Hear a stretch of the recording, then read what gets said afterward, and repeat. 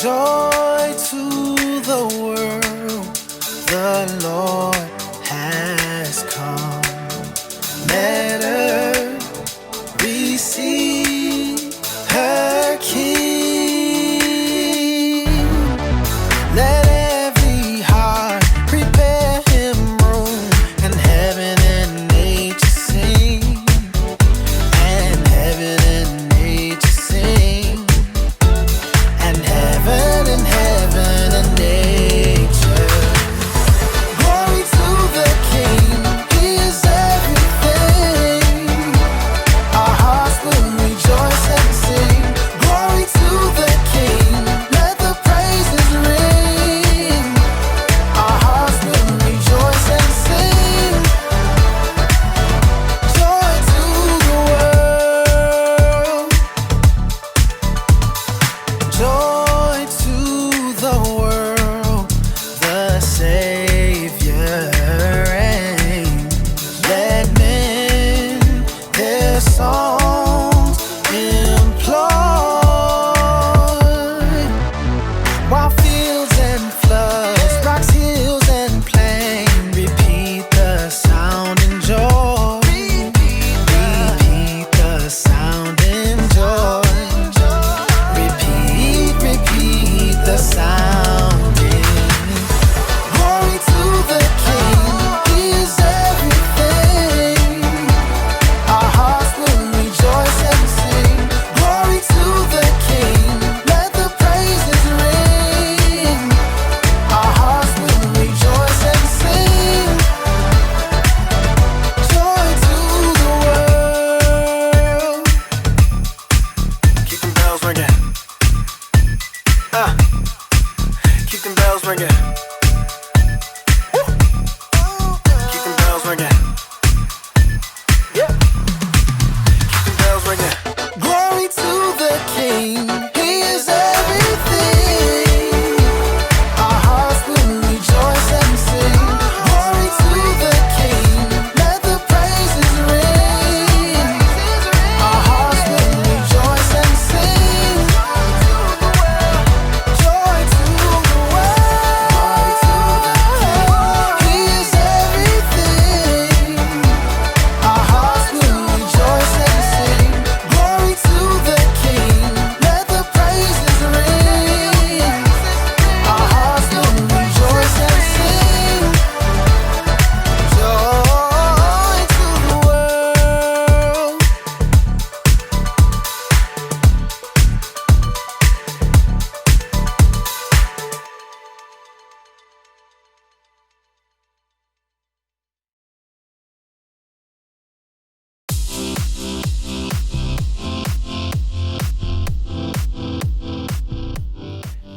Hey, what's up everybody? My name is Jacob, and if you didn't know by the festive decor behind me, the holidays are upon us. We've got garlands, tree ornaments, tree stars,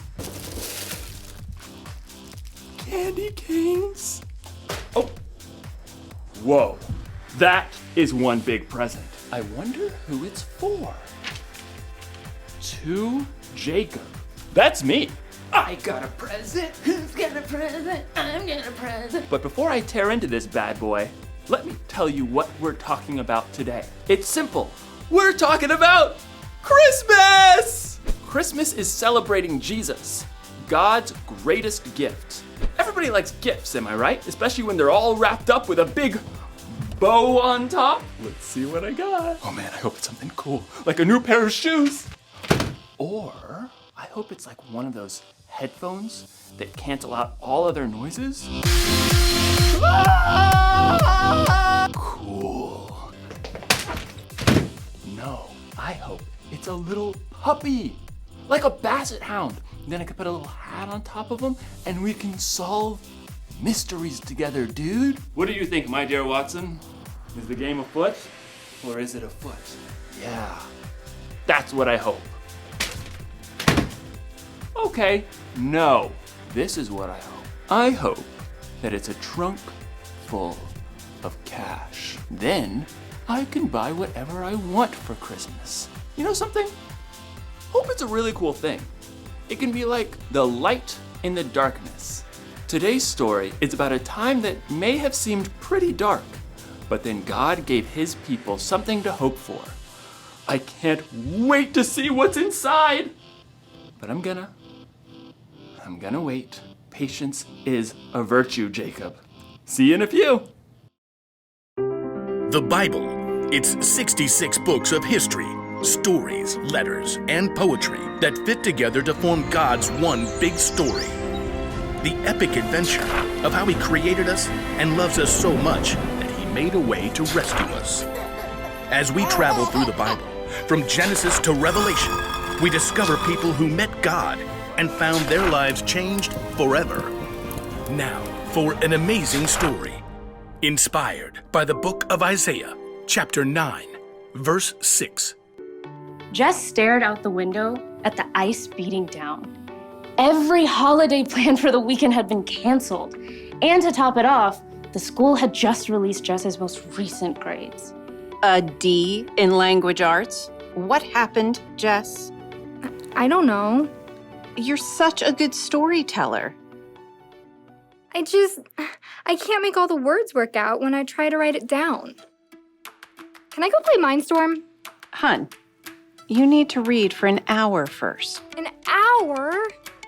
I thought it was 30 minutes. Your teacher and I talked. We think a little more reading time will help. Jess glared. I don't have anything to read. You've got an entire bookshelf in your room. Those are little kid books. Then look at Emma's bookshelf. Emma was Jess's older sister, already in high school. Fine, whatever. Jess stalked upstairs to Emma's room, peeked inside. The room was empty, but everything was neatly organized. Emma had even done all of the colorful artwork on her own walls. Miss Perfect. Jess sighed. Everything seemed to come easily to Emma. Writing, math, friends, life. I'll probably be stuck in 5th grade for the rest of my life. Jess stood in front of Emma's bookshelf, running her finger over the thick spines. At last, a swirl of color on the bottom shelf caught her eye. Comic book Bible. Huh. Jess thumped down onto the floor and pulled the book off the shelf. She flipped it open, and color exploded off the page. In the beginning, God created the heavens and the earth. The images of creation were vivid and detailed, as if she were right there. Pretty cool. Jess found herself drawn into the familiar stories, seeing and hearing them in a brand new way. Moses and the Red Sea, the fall of Jericho, David and Goliath, Esther boldly approaching the king, David's incredible poetry in the Psalms. The Lord is my shepherd, I shall not want. After the Psalms, though, Jess paged into unfamiliar territory. Isn't Daniel in the lion's den around here somewhere? Who's this guy? Jess stared at a man with a long white beard, using a quill to scribble on a scroll. A child will be born to us, a son will be given to us. He will rule over us, and he will be called Wonderful Advisor and Mighty God. He will also be called Father who lives forever, and Prince who brings peace. Hey! Jess nearly dropped the book. She glanced up to see Emma standing in the doorway. What are you doing in my room? Mom said I could pick a book. Well, ask next time, okay? I didn't touch anything. Okay, it's fine. Emma settled down on the floor beside Jess and took a look at the book.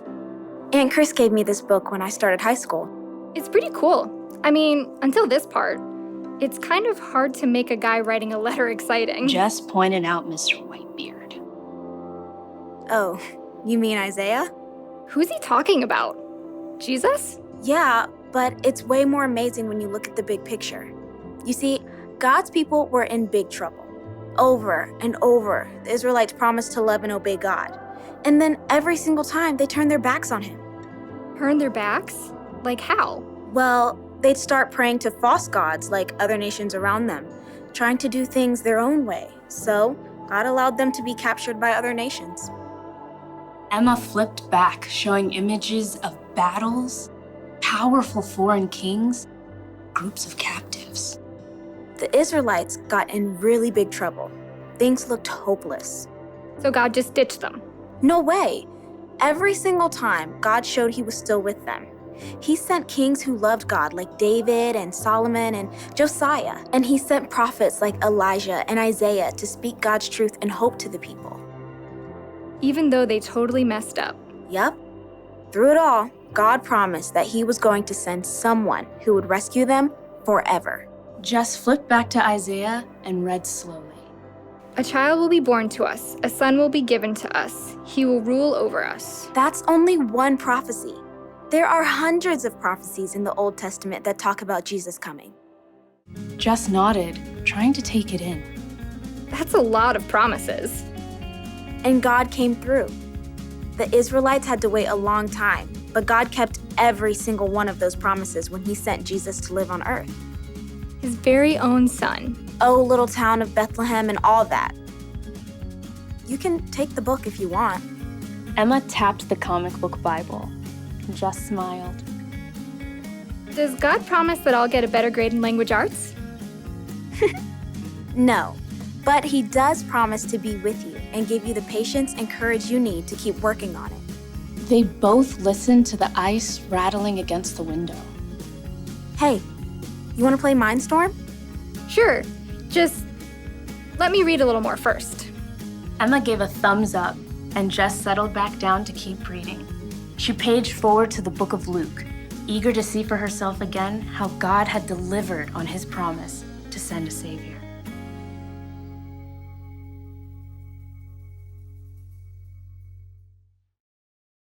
Okay, so hundreds of years before the very first Christmas, it felt like God's people were in the dark. They dealt with bad kings and wars with other nations. They'd been taken captive and removed from their homes. They needed help. They needed hope. You may not know exactly what that's like, but you've probably been through a dark day or two. Trouble at home, trouble at school, trouble in the world. Sometimes you need a little hope to get you through it, to help you cancel out the noise. Well, the good news for God's people hundreds of years ago turned out to be good news for us too. God promised through Isaiah that he would send a baby who would one day save the world. And around 700 years later, God kept his promise when Jesus was born.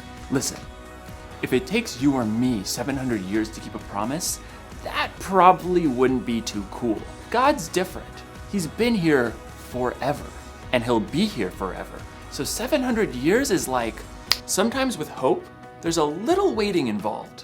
One thing's for sure though, when God makes a promise, he keeps it. So when things are dark, know that God promised to send us a savior. When you're lonely, know that God promises he'll always be with you. When you're sad or hurting, know that God promises that there's going to come a day when there will be no more pain and no more sadness. Isn't that something to hope for? So here's the one thing to remember today. We can have hope because God keeps his promises.